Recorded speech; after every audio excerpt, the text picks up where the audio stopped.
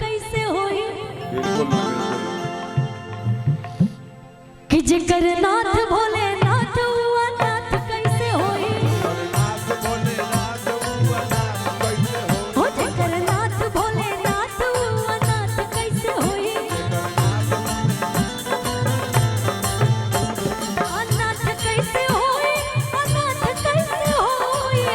कैसे होई अनाथ कैसे होई। अनाथ कैसे होई, अनाथ कैसे होई।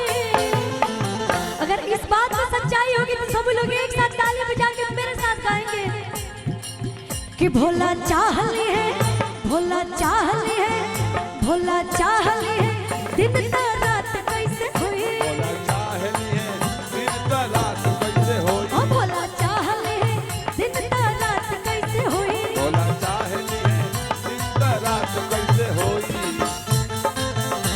जय हो बाबा।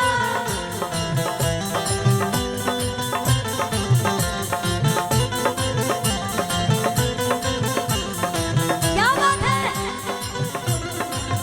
भोला चाहती है दिन ता रात कैसे होई। भोला चाहती दिन ता रात कैसे होई।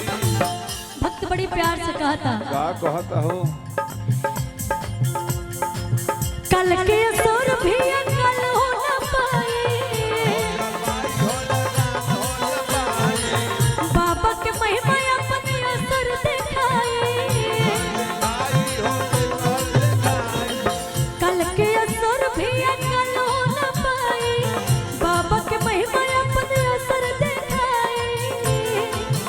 भोला साथ दिए, भोला साथ दिए, भोला साथ दिए जब तक कोनो घात कैसे होई।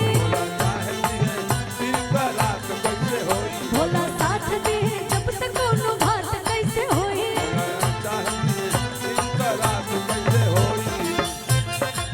जय हो बाबा।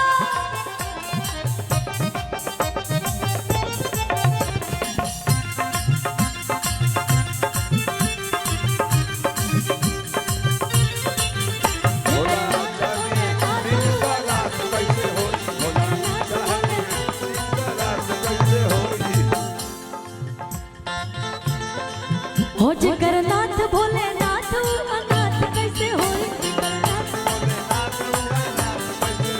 जेकर नाथ भोलेनाथ अनाथ कैसे होई। हो जेकर नाथ भोलेनाथ अनाथ कैसे होई। और मुस्कान जी तब से वो बच्चे बहुत मेरा साथ दिए। मैं उन लोगों